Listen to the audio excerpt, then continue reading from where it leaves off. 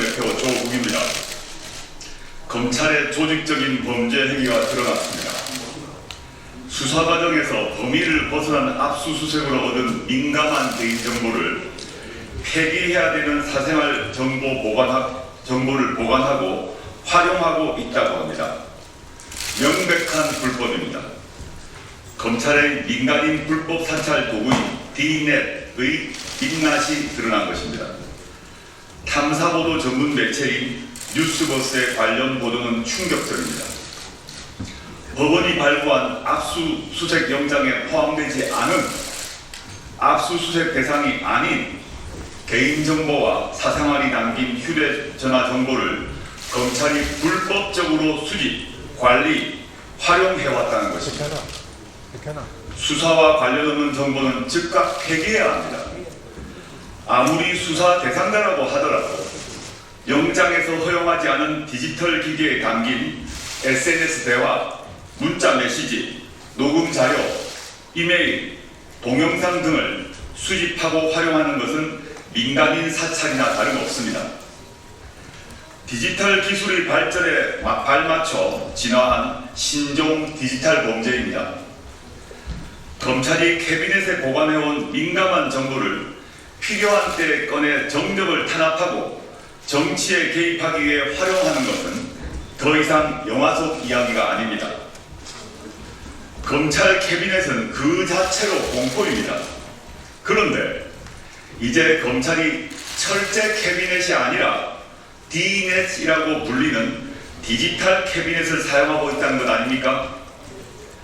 구체적인 범죄 행위는 고위공직자 범죄수사처의 수사와 국정조사를 통해 곧 밝혀질 것입니다. 대한민국 국민은 자신이 잘못하지 않아도 누구나 압수수색을 당할 수 있습니다. 이 경우 스마트폰에 보관 중인 연인과의 사진, 친구와 주고받은 문자, 메시지, 이메일 등 지극히 사적인 파일을 검찰이 나 몰래 보관하고 있을 가능성이 크다는 것입니다.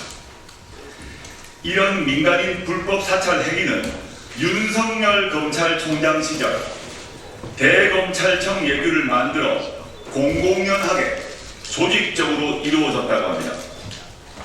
법원은 압수수색 영장을 발부할 때 그 대상을 엄격히 제한하고 있습니다. 수사와 관련 없는 정보까지 들여다보지 못하도록 하는 겁니다.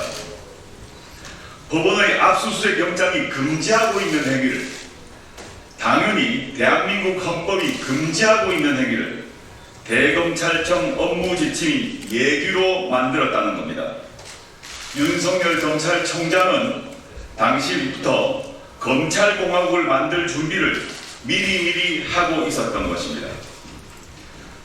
조국혁신당은 이미 지난주에 윤석열, 김호수, 이원석 등 전현직 검찰총장과 강백신 서울중앙지검 반부패 수사 1부장 등 특수부 검사들을 고위공직자 범죄수사처에 고발했습니다. 직권남용과 개인정보보호법 위반 혐의입니다. 조국혁신당은 22대 국회에서 더불어민주당 등 뜻을 같이 하는 야당과 함께 검찰의 불법 민간인 사찰 의혹 진상규명을 위한 국정조사를 추진하겠습니다.